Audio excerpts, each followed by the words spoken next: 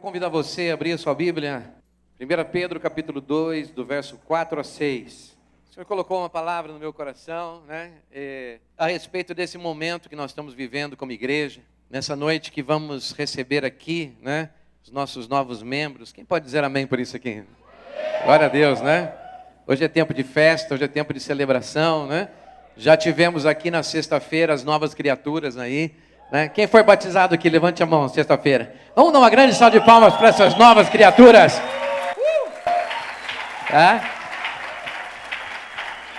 Tivemos a nossa festa das águas aqui, foi maravilhoso, né? Na presença do Senhor. E hoje, então, nós iremos receber esses amados como novos membros, né? E mais aqueles que participaram dos encontros e que já foram batizados vão ser recebidos por aclamação. Então, hoje nós queremos celebrar como igreja. E eu quero trazer uma palavra a respeito, né, de fundamentos de igreja, né? Então, nada melhor do que a gente ler o apóstolo Pedro, né? Capítulo 2, verso 4 a 6. Ele diz assim: a pedra viva e o povo escolhido, né? Olha só que texto mais lindo, gente. Vamos acompanhar comigo? Ele diz assim, no verso 4 até o 6. À medida que se aproximam dele, a pedra viva. Quem é a pedra viva, gente? Quem é? Jesus, né? Então, à medida que se aproximam dele, a pedra viva, rejeitada pelos homens, mas escolhida por Deus e preciosa para ele, vocês também, né? Diga assim, eu também. Vocês também estão sendo o quê? Diga assim, eu estou sendo utilizado como uma pedra na edificação de uma casa espiritual, para que eu seja, para que eu me torne um sacerdócio ou um sacerdote para oferecer sacrifícios vivos, santos e agradáveis por meio de Jesus Cristo. Estou lendo aí, colocando você na primeira pessoa, né? Ok? Amados, e ali tem um ponto, né? Diz assim, pois assim é dito na Escritura, eis que ponho em Sião uma pedra angular, escolhida e preciosa, e aquele que nela confia, o que vai acontecer? Jamais será envergonhado. Amém? Olha, eu comecei a estudar, falei, deixa eu procurar um pouco do significado de pedras, né? Na Bíblia. E eu fui lá para Israel, né? Pela internet, claro, né? Gostaria de ir pessoalmente, um dia, quem sabe, eu esteja tendo esse privilégio. Quem pode dizer amém por isso aqui? Amém, recebo essa bênção, né? Pesquisando sobre Israel e sobre pedras, eu descobri que lá, né, naquela época, eles qualificavam pedras em pedras vivas e pedras mortas. Fale comigo, pedras vivas e pedras mortas. Tá? Então, eu descobri que uma pedra morta é aquela que ela é tão dura, tá? Que ela não se permite lapidar, ela não se permite ser moldada. Então, naquela época, eles cortavam as pedras, né, ok? E faziam encaixes, né? E aquelas pedras que não se encaixavam ou que não se permitiam ser lapidadas para se encaixar umas às outras, eram pedras mortas. Em outras palavras, era uma pedra que para os construtores era um caso perdido. Era uma pedra que não servia para aqueles construtores. Por quê? Né? Porque ela não era uma pedra que se deixava ser moldada, se deixava ser trabalhada. E uma pedra viva, o que é uma pedra viva? Né?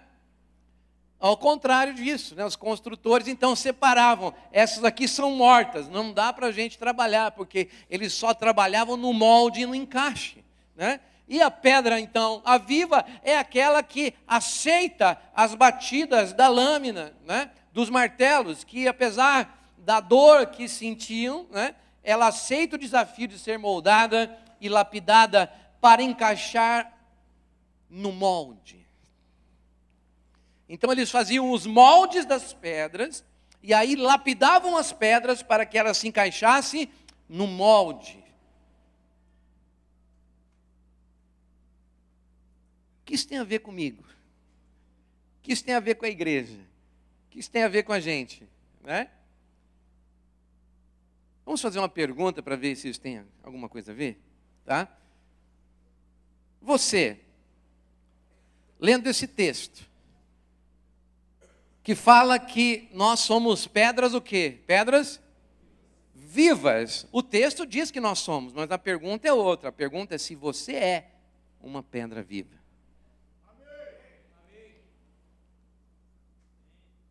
Hã? Você realmente é uma pedra viva? Vamos ver se esse amém vale para você. Tá? Você tem aceito ou aceitado o desafio de deixar o Senhor Jesus lapidar você, lapidar a sua vida, trabalhar no teu caráter, no teu coração? Sim, se é sim, então você é uma pedra viva. Amém, filho? Então, né,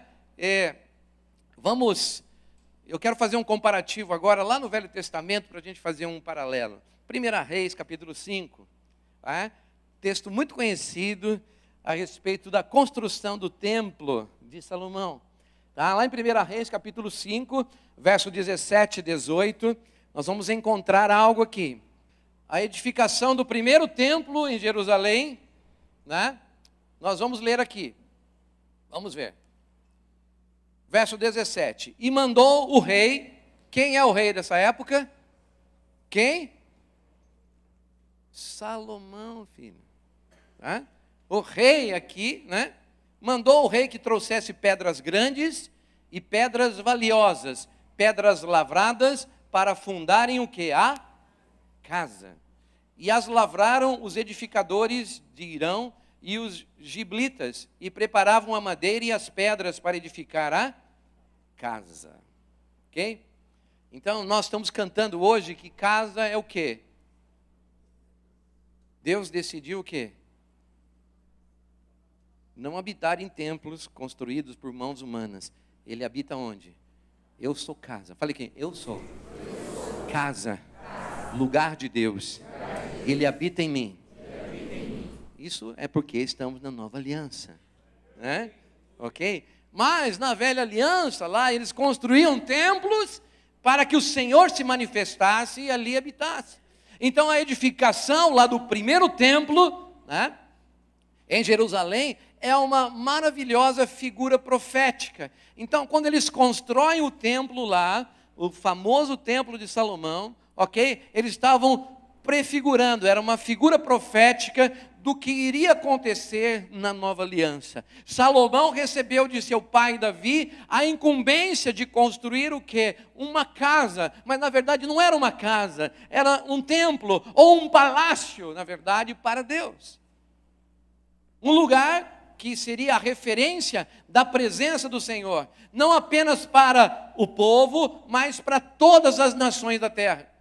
Então aquele templo que foi construído lá, né, por causa da sua decoração, ele foi considerado uma das 7 maravilhas do mundo. E até hoje, lá onde ele foi destruído, né, o muro que ficou é o famoso Muro das Lamentações, né, que você, quando vê a imagem lá de Israel, o povo vai lá e ora na frente daquele muro. Né, é o que sobrou da edificação do antigo templo de Salomão. Né, ok? Foi talvez a obra mais cara da época, a mais linda obra construída, né? Então tudo que envolveu aquela magnífica obra revelava grandeza, revelava excelência. Isso porque, irmãos, o endereço de Deus, né? Ok? Né? Onde Deus decidiu morar, né? Deveria manifestar as suas características. Deus mora onde agora? Dentro de mim. Amém? Não é? Glória a Deus por isso. Né? Então, amados, por isso que cada detalhe daquela obra, quando você vai ler lá em 1 Reis, você vai, né, ler no Antigo Testamento, né? Eu não vou ler para você, porque você pode estudar com calma, você pode ler isso aí na sua casa, ok? Não, mas cada detalhe daquela obra estava impregnado num sentido profético. Agora, lá o templo de Salomão, assim como várias outras figuras do Antigo Testamento, sempre apontaram para uma realidade maior. Qual é a realidade maior? Essa que nós estamos cantando aqui. Essa que nós estamos lendo em 1 Pedro, que na nova aliança, Deus não está morando aonde, irmãos? Em lugares, em objetos, em casas, em prédios. Deus não mora aqui nesse lugar, irmãos. Onde Deus mora? Dentro de mim. Hã? Amém? Ele não habita em prédios feitos por mãos humanas. Está lá em Atos capítulo 17, né, verso 24. Eu vou ler para você, né, o que esse texto diz. O Deus que fez o mundo e tudo que nele há é o Senhor dos céus e da terra, e não habita em santuários feitos por mãos humanas. Isso está lá no Atos dos Apóstolos, capítulo 17, verso 24. Então, o que é que nós estamos tratando aqui? O que queremos compartilhar nessa noite? Não tem nada a ver com construção civil, não tem nada a ver com prédios, né? Mas tem a ver com a edificação do coração, tem a ver com a edificação do caráter, tem a ver com a edificação da integridade da tua e da minha vida. Você lembra lá que as pedras eram lavradas e colocadas num molde. Lembra disso? Que molde é esse, irmão? Qual é o molde? Qual é o modelo? Alguém tem alguma dica? Jesus, cara. Jesus é um molde. Fala para a pessoa do seu lado, Jesus é um molde, cara. Jesus é um modelo de caráter. É um modelo de amor, de integridade, de compaixão, de dedicação, né? Então, amados, porque hoje há um grandioso templo sendo edificado com o mesmo propósito lá de Salomão. Qual era o propósito lá do templo de Salomão? Ser uma referência da presença de Deus para todos os povos. Essa era a proposta lá de Salomão, né? Ok? Agora, hoje, o que está acontecendo? Agora, o templo vivo, o palácio é vivo, as pedras são vivas, a edificação não é mais feita com areia, não é feita com tijolo, não é feita com matéria inanimada, não é feita com cimento, não, é realizada com gente, com homens e mulheres como você e eu. Quem pode dizer amém por isso aqui? Né? Deus está construindo, amém? Né? E esta é a grande revelação que Pedro nos traz, né? Eu estou ali na carta de Pedro, eu não saí dali, tá? Então vamos voltar para lá, 1 Pedro, capítulo 2, verso 5, diz assim: vós também, como pedras vivas, sois edificados uma casa espiritual, né? Na tradução da Bíblia Viva, né? Ok? Diz assim, ó: vocês também, como pedras vivas, deixem que Deus os use na construção de um templo espiritual. Então, que Pedro está dizendo? Ele está dizendo que eu e você somos a matéria-prima. Fale, eu sou a matéria-prima que Deus vai usar para construir o seu grande palácio, que é a sua igreja. Amém, irmão? Fale comigo, eu sou a matéria-prima que Deus está levantando para que a glória dele se manifeste nos dias de hoje, na sua casa, que é a igreja e o meu coração. Amém? A Bíblia diz que Salomão mandou que trouxessem alguns tipos de pedras. Então, o meu comparativo hoje de pedras vivas é qualificar, né, que quando há vida nessas pedras, ok? Essas pedras vivas, que são as pedras que podem ser úteis, porque as pedras mortas eram o quê? Elas não entravam no molde. Se você é uma pedra viva, irmão, você tem que entrar no molde. Quem é o molde? Jesus, ok? Então, se você não entra no molde, você não é uma pedra viva, você é uma pedra morta. Ok? Agora, as pedras vivas, elas têm características. Que tipo de pedra que Salomão mandou trazer para edificar lá o templo, profeticamente? Então, eu vou pegar, esses tipos de pedras lá de Salomão, e eu vou trazer aqui para o Novo Testamento. Vamos lá ver? 1 Reis, capítulo 5, verso 17. Eu já li para você, vou reler rapidamente. Mandou Salomão trazer 3 tipos de pedras. Primeira pedra, uma pedra grande. Segundo tipo de pedra, pedra de ótima qualidade, né? Ou uma pedra valorosa, ok? Certo? Para servirem de pedras, né? Na minha tradução diz que o terceiro tipo são as pedras lavradas. Então existem 3 tipos de pedras, tá? A pedra grande, a pedra de ótima qualidade ou a valiosa e a pedra lavrada. Para quê, irmão? O resultado, né? Para servirem de alicerce. Uma pedra viva, irmão, é usada no alicerce, na base, no fundamento. Que maravilhoso paralelo, né, desse tipo de pessoas. Eu não estou falando de pedras, irmão, estou falando de gente. Amém? Que tipo de pedra viva você é na casa de Deus?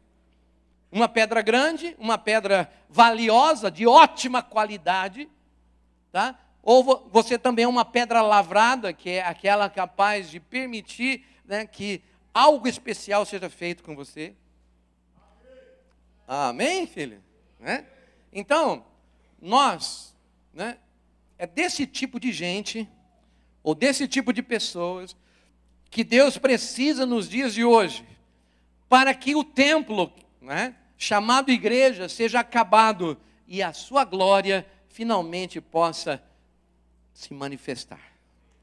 Amém, querido? Então, essa revelação, né?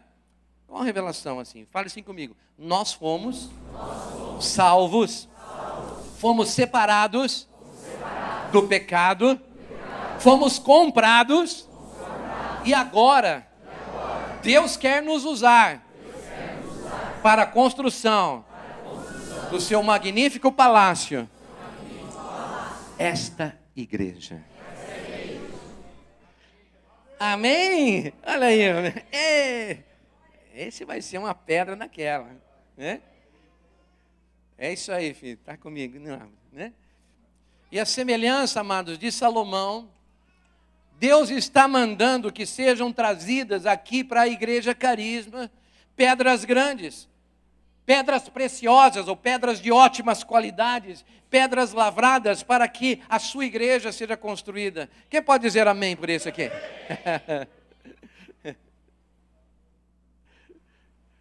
Olha, irmão, primeira coisa que Deus está chamando nossa atenção hoje, né?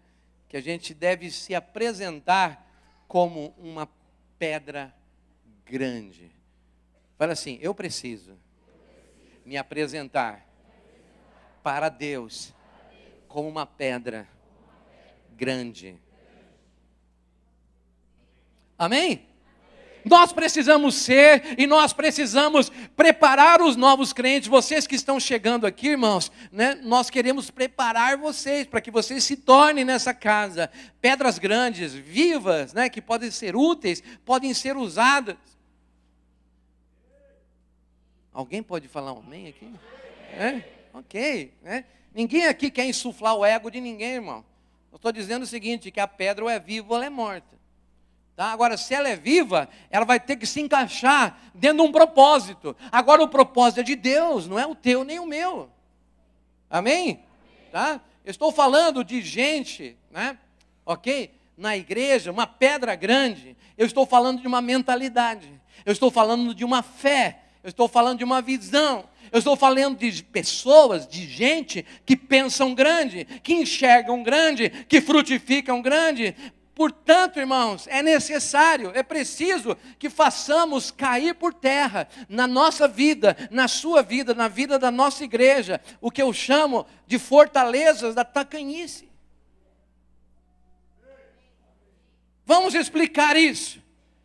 O sistema secular do mundo plantou em nossas mentes e em nossas emoções que nós não somos capazes, que nós não podemos sequer imaginar sermos usados por Deus, sequer imaginar fazer algo para Deus, quanto mais fazer algo grande.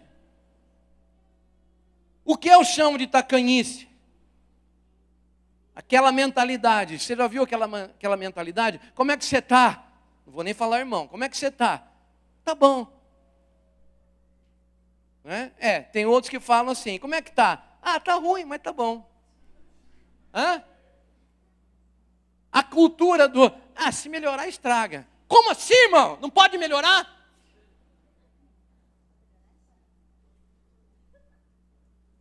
Irmão, essas coisas são fortalezas na mente, que acabam se tornando fortalezas demoníacas. Fortalezas que o diabo levantou, né? Porque se ele é medíocre na mente, ele vai ser aqui uma pedra viva, mas que não pensa como Deus quer que ele pense. Então vamos lá, no dicionário, o que é tacanho? Vamos ver o significado da palavra. Tacanho é não ter largueza de vistas nas suas ideias. Então uma pessoa tacanha é aquela que pensa só um pouquinho, ela não pensa. Pergunta para ela, o que você quer ser daqui a 1 ano? Sei não. Daqui 3 anos, onde é que você quer estar trabalhando? Que tipo de curso você quer estar fazendo? Não parei para pensar. Daqui 5 anos, onde é que você vai estar? Ih, rapaz, sei lá.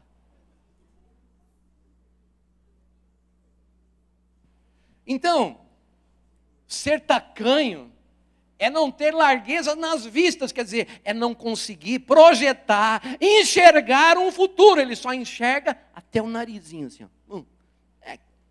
Se eu vender o almoço e comer a janta, hoje está bom.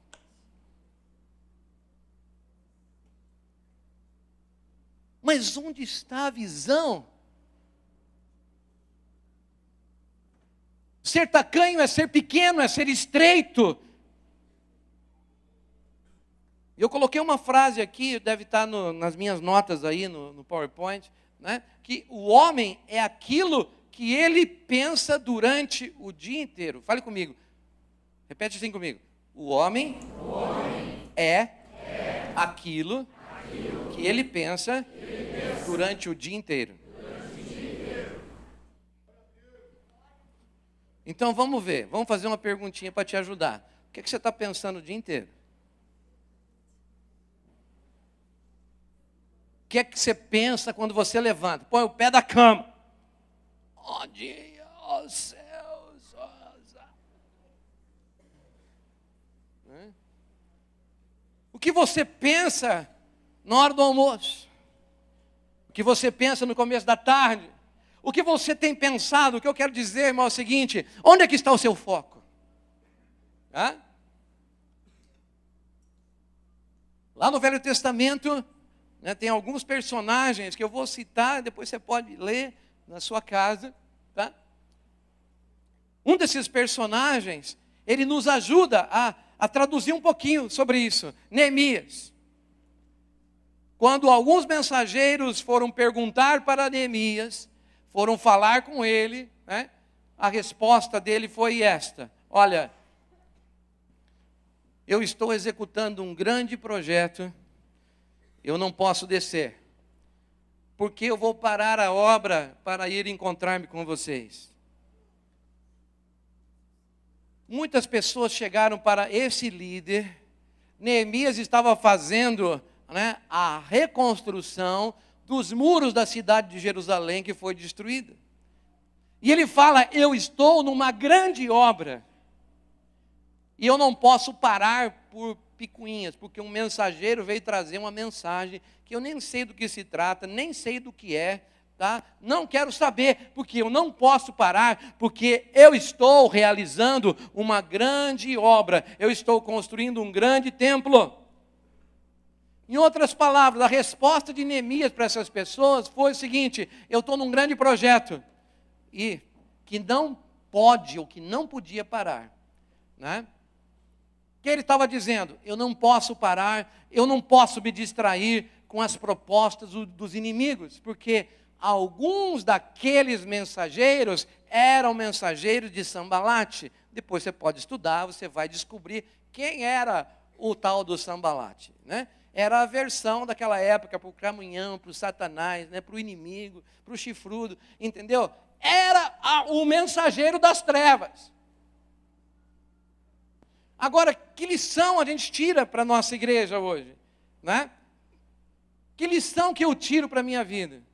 Não se distrair, não se desviar, não se deixar enganar. Que tipo de distrações, irmãos, podem estar? Porque o que você está pensando, na verdade, é o que você está falando. Ok? A Bíblia fala, né, que da boca do homem é aquilo que sai da boca, é aquilo que está onde? No coração. Né? Desce para o coração aquilo que você pensa. Então, né, aquele autor daquela frase diz assim, que nós acabamos nos tornando, tá, aquilo que nós pensamos. Ou em que aquilo que nós estamos pensando. Agora a pergunta é, né, se as distrações fazem você entrar em desespero, se pessoas vêm e começam a roubar o seu tempo com fofoca, com maledicência, né, com críticas, com obstáculos, com problemas, né, se o diabo tem feito ameaças a respeito da sua vida, né, o que é que você está pensando? Eu hoje guardei o meu coração o dia inteiro, fechei a minha boca. Alguns irmãos passaram uma parte do dia comigo, mas não ouviram sair muita coisa da minha boca hoje. Né? E porque, irmãos, tem momentos que você tem que parar e pensar. E avaliar o teu coração. Né? Nós estamos aqui como igreja já completando 14 anos. Se eu fosse dar ouvidos para as palavras, se eu fosse dar ouvidos para as fofocas, se eu fosse dar ouvidos para as críticas, se eu fosse dar ouvidos para os maledicentes, se eu fosse dar ouvidos para as ameaças de Satanás, nós não estaríamos aqui. E você está aqui, meu irmão, é porque eu fecho a minha boca e eu falo para qualquer mensageiro das trevas, eu estou fazendo uma grande obra e não vou parar para perder tempo com você. Amém, querido? Então a pergunta é, você tem dado ouvidos a quê? O que tem mantido, né? Aonde você tem colocado o teu foco? Será que você está focado ou você está distraído? Porque Deus quer que você pense como Davi, como Neemias, como homens que fizeram diferença, que não perderam tempo porque não perderam o foco. E se você for olhar Neemias, você vai ver que ele começou e ele terminou a obra que foi dada a ele. Então, eu quero perguntar para você nessa noite, né? Como é que é para você? Tá? Eu creio que quando a gente olha esse ponto, né, a gente observa que pessoas focadas, elas podem ter resultados diferentes. Concorda comigo, irmão? Né? Ok? Né? Quando a gente começa a olhar para alguns personagens, eu olhei para Neemias, né, hoje olhei para Davi, e comecei a pensar, depois você pode ler na sua casa, né, que Davi, antes de ser rei, era um garoto comum. Era um garoto franzino, né? Era um garoto que talvez lá no meio do gado, né, cuidando das ovelhas do seu pai, ninguém dava nada por ele. Quem já leu a história de Davi aqui? Levanta a sua mãozinha aqui. Que bom, quase todo mundo conhece, né? Então eu vou passar rapidinho aqui, né? Tá? Davi não tinha nada, né, para ser ungido pelo Senhor como rei aos nossos olhos. Talvez aos seus e aos meus olhos, esse rapaz não ia ser escolhido para nada. Mas Davi tinha algo que eu preciso ter. E eu creio que nós como igreja precisamos ter. mesmo onde ninguém via, ou onde ninguém via nada, somente no escuro, no relento da noite, onde ninguém se importava com a sua existência, ele era fiel, ele era lutador, ele cuidava e pastoreava das ovelhas do seu pai como ninguém. Está lá em 1 Samuel 17, você pode tomar notas, depois você lê, a partir do verso 28. A Bíblia diz que ali no relento, ele cuidava das ovelhas do seu pai, e ele entoava a sua harpa, ele aprendeu a tocar a harpa, e dizia lá, e fazia aquelas canções, como nós lemos aqui, a irmã veio aqui e declarou, o Senhor é o meu pastor, e nada me faltará, Ele vai me guiar, às águas tranquilas, Ele vai cuidar de mim, Ele vai guardar o meu coração, e nada vai me faltar. Então, querido, a mentalidade desse jovem, ele não aceitava nada menos do que a vitória. Sabe por quê? Ele não aceitava o rótulo de ser um pequenino franzino. E sabe por que eu digo isso? Porque quando ele saiu de trás das malhadas, quando ele foi ungido para se tornar um novo rei de Israel, ele ia e voltava do acampamento onde os seus irmãos estavam na frente de batalha. E quem lembra dessa guerra? O que aconteceu naquela guerra? Era uma guerra contra os filisteus. Lá tinha Golias. Quem sabe quem chama Golias aqui? Quem é Golias?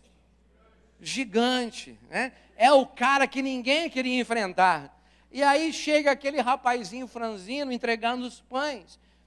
E ele ouve então Golias fazer as ameaças, dizendo, só tem marica, não tem homem aí, mas não é só isso, ele fala, olha, o Deus de vocês não vale nada, vocês não têm coragem de me enfrentar, manda somente um de vocês, vou facilitar para vocês. E eles ficaram lá 40 dias, passando apertado, de medo, até que um dia esse pequenino passou, e falou, olha, ninguém vai fazer alguma coisa? Eu quero mostrar para você que quem pensa grande, quem pensa diferente, vai ter resultados diferentes. Amém? Ok? Tanto que ele chegou, e quando ele falou, ok? Um dos irmãos dele ouviu ele falar, ele falou assim, quem é esse incircunciso aí, que ousa então, lançar palavras de blasfêmia contra Deus? Que estão dando aí, que ele quis saber, qual é o prêmio para quem for lutar com ele? O irmão dele ouviu, falou, capaz, você é louco, você é um franzino, você não tem capacidade para isso, rapaz, você está aqui tirando uma onda na nossa cara.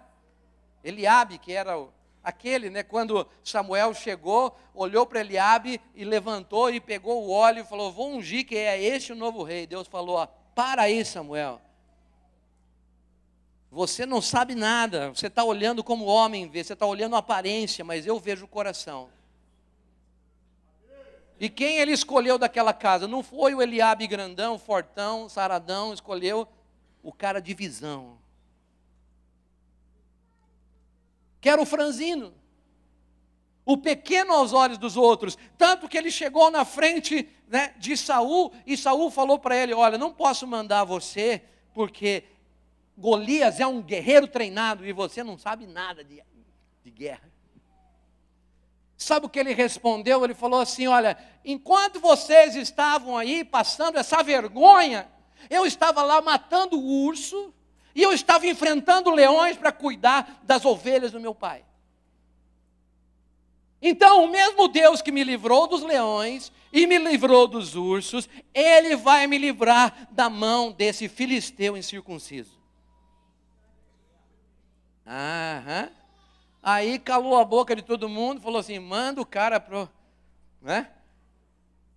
põe ele lá na frente, para toda aquela galera incrédula, ia ser um massacre. Mas quando a pedra bateu na testa daquele gigante, você já sabe o que aconteceu, A vitória então veio para quem? Para quem tinha músculos, para quem tinha preparo de guerra, para quem tinha uma armadura, Não, querido. Sabe por quê? Geralmente quem tem músculos, né, ou apenas músculos, tá, mas pensamentos pequenos e carnais, a coisa não funciona. Você ouviu isso? Ok? Tá? Então aquele jovenzinho tinha tudo para destruir aquele gigante. O que é que ele tinha, irmão? Eu creio que quando ele pegou aquela funda, ele falou assim, ó, né? Enquanto todo mundo falava, coitadinho dele diante daquele gigante, ele falava, ei, que alegria, essa testa é tão grande que não tem jeito de não errar. Hã? Aquele jovenzinho, ele tinha uma visão, né? Ele tinha tudo para destruir aquele gigante, porque a visão dele não era do tamanho dele, irmão. Este é o problema da visão carnal e a visão espiritual. Quando você tem a visão do teu tamanho, é problema. Mas quando a tua visão é do tamanho do seu Deus, então a coisa muda. Amém? Você tem uma mente vencedora, você tem uma visão vencedora, você tem uma fé vencedora, você tem uma atitude vencedora. Irmãos, ao longo da vida de Davi, o gigante Golias caiu. Os exércitos inimigos depois, as mulheres cantavam as vitórias de Saul e cantavam, né, que Davi então derrubava muito mais, 10 vezes mais. E depois então, na hora certa, ele assumiu o trono, ele liderou Israel, os inimigos se submeteram à liderança dele, né? Mas não só isso, irmão. Não foi só Davi que matou o gigante, os seus discípulos também mataram os gigantes. Quem pode dizer amém por isso aqui? Quando você tem a visão do seu Deus e você decide enfrentar os seus gigantes, os seus discípulos, as pessoas que andam com você, também começam a derrubar os seus gigantes. Amém, amados? Então o que eu quero dizer, não somente os líderes de células, não somente os pastores devem ter esta responsabilidade, mas todos os discípulos, irmãos. Amém? Todos nós. Né? Porque os discípulos de Davi se tornaram um exército vitorioso em todas as batalhas que eles travaram, e muitos deles também derrotaram gigantes.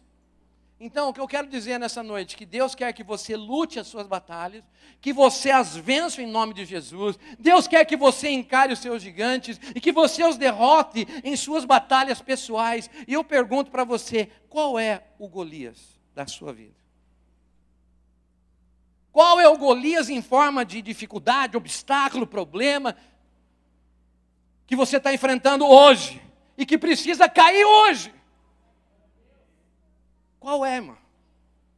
Será que o gigante que você luta, ou que você não tem coragem de enfrentar, chama inveja? De alguém, de alguma pessoa, de alguma circunstância? Será que é isso? Será que é o orgulho? Será que você se coloca acima das pessoas e até de Deus? Será que é medo? Será que é a inadequação? Será que é rejeição? Será que é medo de rejeição? Será que é falta de perdão ou amargura? Eu não sei, querido, qual que é o que aflige, o que oprime, o que traz opróbrio e vergonha para você. Era isso que Golias fazia. Quando ele afrontava um exército inteiro e não tinha ninguém com coragem de encarar. Porque ninguém tinha uma visão. Eu estou falando sobre visão, estou falando sobre pensar grande, eu estou falando de você ser uma pedra grande, uma pedra viva. Irmão, para você ser uma pedra viva, você tem que pensar grande, e para você pensar grande, você tem que ver os grandes obstáculos e falar, eles são um pãozinho quentinho que eu vou jantar.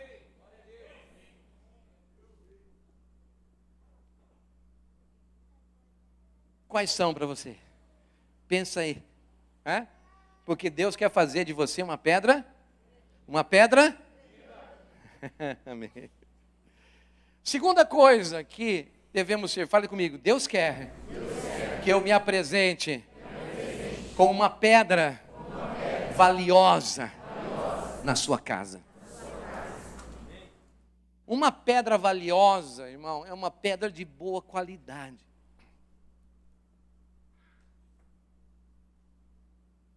Eu estou falando de material de construção, irmão? Não, estou falando de gente. Deus quer gente boa. Deus quer que você se apresente, né, como o texto da NVI diz, de ótima qualidade. Isso não está falando, irmão, das suas habilidades. Não está falando que você é um músico, um pregador, que você é alguém que sabe fazer coisas extraordinárias. Não, não é isso. Ele está falando de caráter. Uma pedra valiosa é alguém que tem o caráter.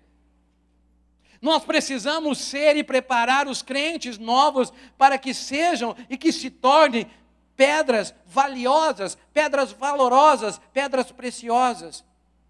E quando eu falo isso, irmão, eu me refiro a gente que traga a excelência no seu caráter.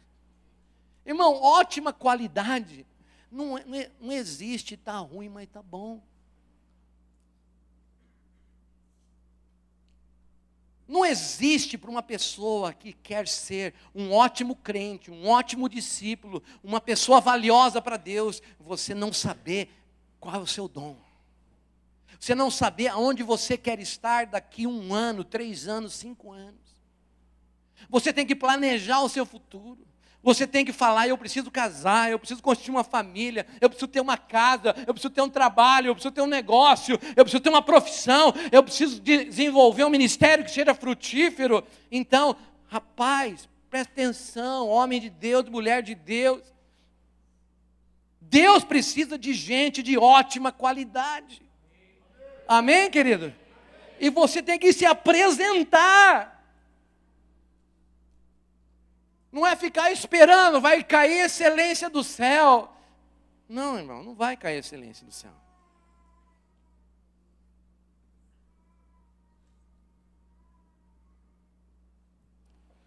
Pode procurar na Bíblia que não existe essas coisas. O que existe é quando você se coloca, Deus então olha teu coração e começa a trabalhar em você. Começa a ver, né? E eu estou falando de você trazer excelência no seu caráter. Isso, como consequência, né, vai revelar, né, a revelação desse caráter vai se manifestar em atitudes e vai se manifestar em frutos. Amém, irmão? Então, hoje existe uma voz profética sobre a igreja do Senhor nesses últimos dias, porque nós estamos nas últimas trombetas, nós estamos aí nos últimos dias. Quem pode dizer amém por isso? E está soando uma voz profética sobre a igreja do Senhor, dizendo: igreja, chega de mediocridade. Eu preciso de uma geração que esteja disposta a dizer sim. Amém, irmãos? O povo de Deus não pode ser mais um povo comum, um povo dado à mesmice, um povo contente com um pouquinho de Deus, enquanto há nele uma vida abundante a ser experimentada. Sabe, irmãos, nós começamos a falar sobre o Apocalipse, falar sobre o reino, falar sobre a volta de Cristo, né? Mas assim, eu não estou falando sobre nós especificamente, eu estou falando sobre algumas impressões no meu coração. Eu vejo muitas pessoas vibrando quando a gente fala dos céus, quando a gente fala no milênio, quando a gente fala das pedras na coroa, da recompensa de reinar com Cristo. Mas eu percebo, irmãos, nas entrelinhas, a gente consegue perceber, olhando para a igreja, que muita gente só está preocupado, né? O foco deles não é: eu quero andar nas ruas de ouro, eu quero estar, né, diante do trono do Senhor, eu quero fazer parte daquela tropa de elite que vai liderar o milênio. Tem gente que fala assim: não, se eu puder pisar numa ruazinha lamacenta do céu, tá bom, desde que seja no céu. não precisa ser na rua de ouro. A mediocridade é tanto, irmão, que eu falo assim, se for para o céu, tá bom.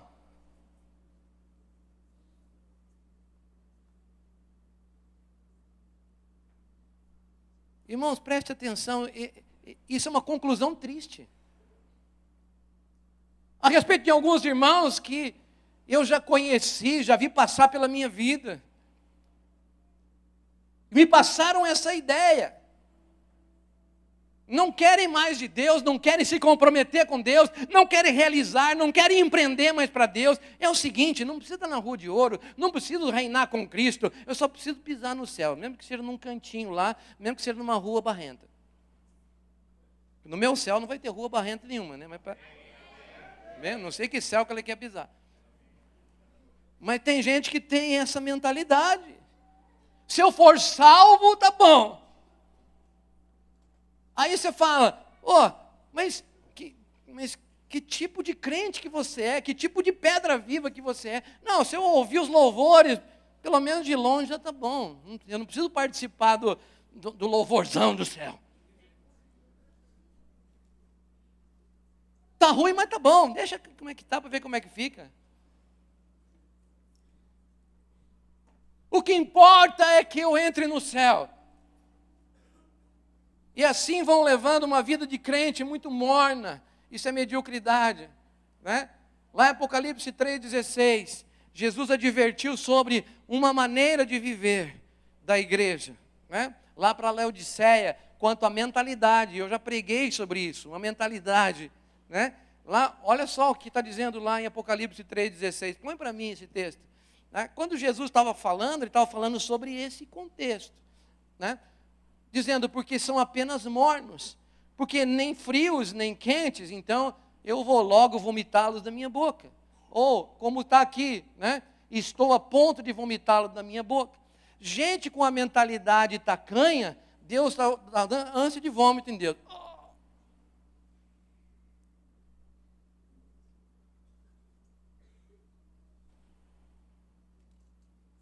Porque Deus quer gente de ótima qualidade, Deus quer pessoas que digam, Senhor, pode contar comigo. Muda, o que nós cantamos hoje aqui. Você não cantou aqui dizendo, muda, Senhor, arranca, vê se há em mim algo que não te agrada? Então, se você está cantando isso verdadeiramente, você está dizendo, então arranca, Senhor, me faz uma pedra que possa ser lapidada. Amém?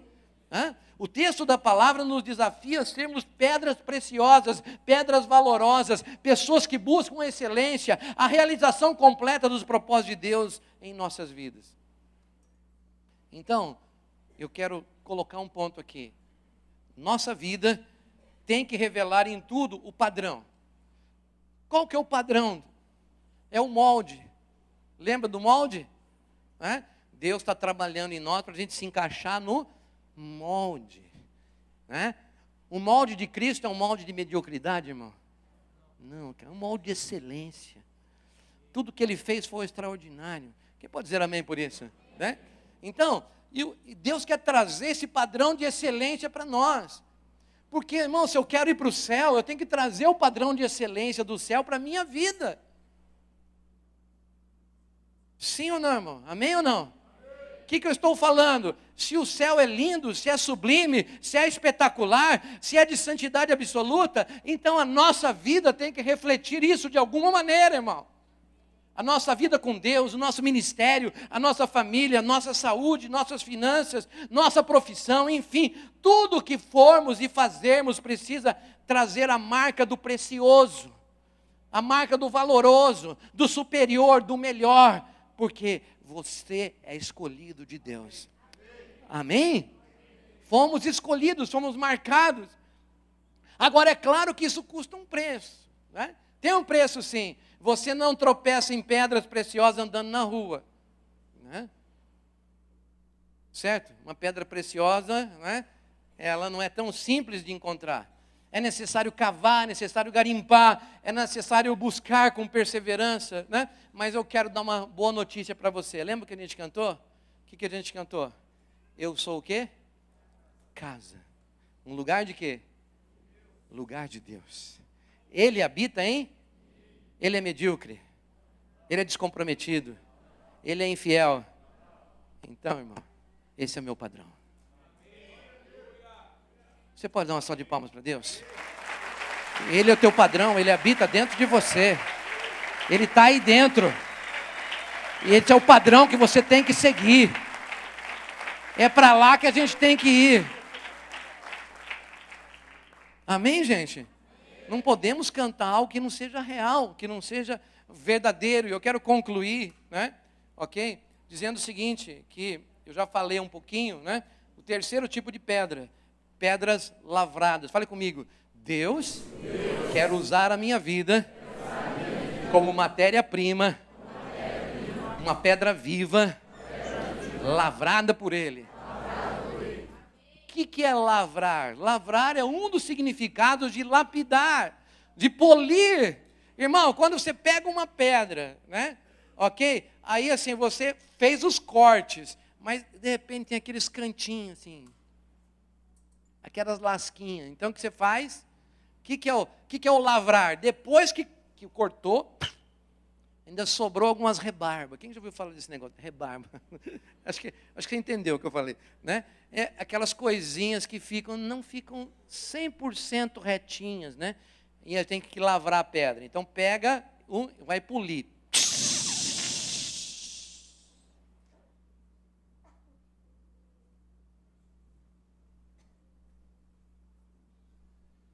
Sabe o que significa isso? Quando você é uma pedra viva, que se apresenta como uma pedra grande, que se deixa ser uma pedra de boa qualidade, que pode ser lavrada e manuseada. Depois de estar lavrada, Deus quer dar uma lapidada em você, dar uma polida em você. Sabe por quê, irmão? Porque quando você se colocar perto de uma outra pedra, aquela pontinha que está em você não espeta quem está do teu lado. Não é o crente espinho. Polir todas as arestas que possam impedir uma unidade na igreja. Irmão, a gente coloca as pessoas na célula, coloca no ministério, o cara tem uma visão grande, Deus está trabalhando fortemente na vida dele, mas ele precisa ser polido. Então, de repente, Deus coloca você perto de alguém, né? E pum.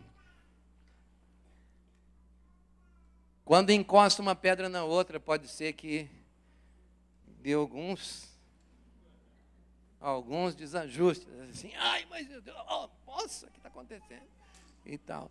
Deus está dizendo, cara, eu preciso polir você. Você está cheio de aresta, que incomoda as pessoas. Sua voz quer se sobressair, você quer mandar, você quer ser só ouvido, você não tem paciência para ouvir as pessoas. Você está numa célula e você quer toda a atenção seja para você. Você está cheio dos seus desejos. E agora eu preciso dar uma polida em você.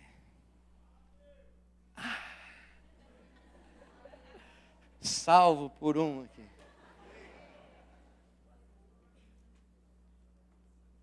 O fato real é que a gente precisa ser polido no nosso caráter, amém? Moldados pelo Senhor, a igreja, a célula, o discipulado, os relacionamentos, irmão, né? Você quer saber se você é uma pedra polida, irmão? Você dá de cara com aquela pessoa assim, que você sabe que lá no seu íntimo você é o avesso dela, mas você abraça, você ama e não espeta. E não dói. E não machuca. Tem alguém aí? Se acontecer isso com você, Deus te poliu, irmão. Não tem mais aresta que está pegando, né?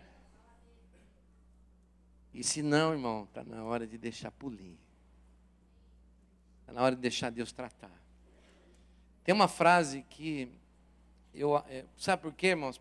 Sabe por que isso é importante? Tem pessoas que perdem oportunidades preciosas de Deus, de fazerem coisas extraordinárias para Deus. Pensam grande, estão no caminho do crescimento, estão sendo, né, lapidados pelo Senhor. Daí a gente coloca ele na missão, ele não é polido. Ele espeta as pessoas, ele afasta as pessoas, ele arrebenta as pessoas. E Deus fala, cara, eu estou querendo te polir, meu. quero trabalhar no teu caráter. Para que eu possa usar você no fundamento. Enquanto você não entender isso, eu não posso edificar algo grande com você, porque você é instável. Onde eu coloco você, quem está perto tem que sair, porque é tanta aresta batendo que ninguém fica perto.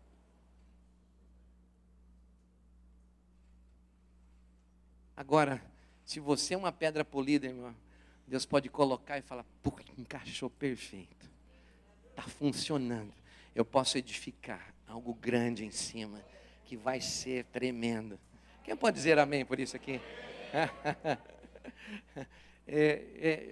Eu encontrei uma frase que eu quero compartilhar com você. Que diz assim, todo o céu, né, eu quero que você fale comigo, todo o céu está esperando para ajudar aqueles que descubram a vontade de Deus e a executem. Amém? O céu inteiro está esperando. Por quê? Porque lá em Mateus 28 ele falou assim, eu tenho um grande projeto para a tua vida. Faça discípulo de todas as nações. Batize eles em nome do Pai, do Filho e do Espírito Santo. E ensine eles a guardar todas as coisas que eu tenho, né, chamado. Vou pedir para o Ministério de Louvor vir aqui.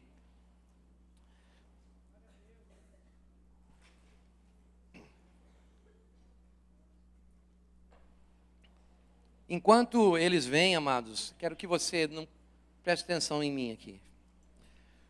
John Wesley disse algo para a sua igreja. John Wesley foi o fundador do movimento metodista. Ele fez uma oração, assim, do qual ele se incluiu. E eu sempre gosto de fazer essa oração, né? Existem orações que você pode emprestar. Quem entende isso? Amém? Você pode emprestar a oração do irmão e falar, Senhor, eu quero orar essa oração. Olha a oração que o Wesley fez. Ele diz assim, Senhor, repita comigo, Senhor, não nos deixe, viver para sermos inúteis. Não nos deixe viver.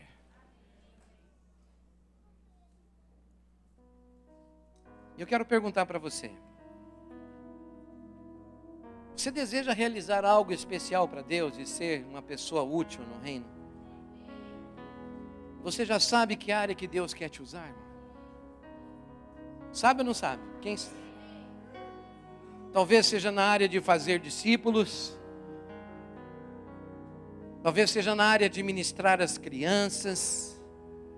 Talvez seja na área de ensinar a Bíblia. Você sabe que teu coração arde por ensino. Talvez abrir a sua casa para ter uma célula, para servir como músico, para liderar uma célula. Eu não sei, irmão, mas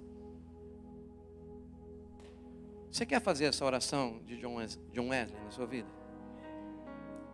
Quando eu fiz essa oração, a minha vida mudou. Com 18 anos eu li a biografia de John Wesley. Eu falei, Senhor, eu não quero ser um homem inútil. Não posso ser. E se me tornar, eu não sirvo para nada. Ser uma pedra morta, que não se encaixa no molde, que não se deixa tratar, que não pode ser polida, não serve. E eu fiz uma oração sincera. Minha vida mudou. Deus me entregou um chamado pastoral. Deus tem entregado para nós, ao longo desses anos, 4 igrejas. Nós estamos aqui há 14 anos, dizendo, Senhor, nós não podemos ser inúteis aqui.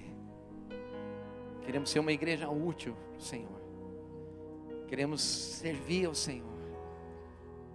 E quem anda com a gente sabe, irmão, que a gente não tem, o relógio não nos para, as demandas não são maiores do que o nosso fôlego.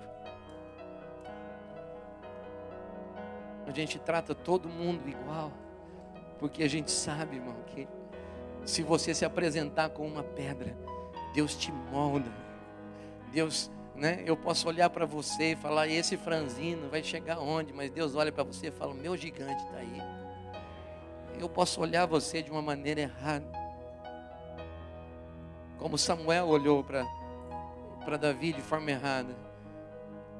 Porque quando Eliabe entrou na sala, ele levantou. Quando Davi entrou na sala, ele não levantou. Sabe por quê? Não enxergou. E Deus falou, Samuel, levanta. Praticamente deu um tabefe em Samuel. Levanta, Samuel. Está aqui o homem que vai mudar a história da nação. Aqui tem pessoas que podem mudar a história dessa cidade, dessa igreja, desse bairro. Irmão, você entende isso? Eu não era nada, mas quando eu me apresentei ao Senhor e falei, Senhor, eu não quero ser alguém inútil. Quero que minha vida tenha sentido, tenha propósito. Eu quero ser uma pedra viva. Porque eu não consigo conviver com a hipocrisia. Eu não consigo viver com a religiosidade. Eu não consigo viver com a aparência de piedade, negando o poder de Deus. Eu não consigo ser alguém que é uma coisa na igreja, é outra coisa em casa. Eu não consigo ser isso. Eu preciso ser um vaso nas tuas mãos.